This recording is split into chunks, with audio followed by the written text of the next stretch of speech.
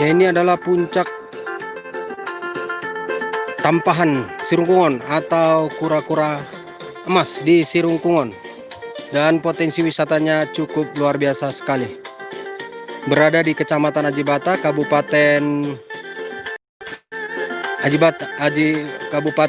Toba.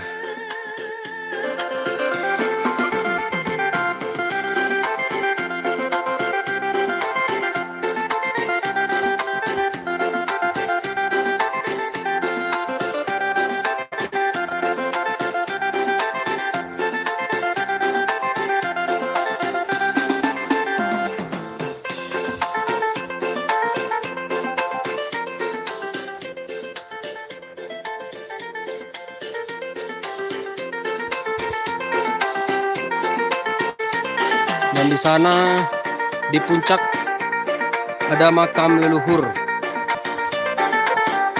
pendiri kampung atau Pamuka Huta Sirungkungon.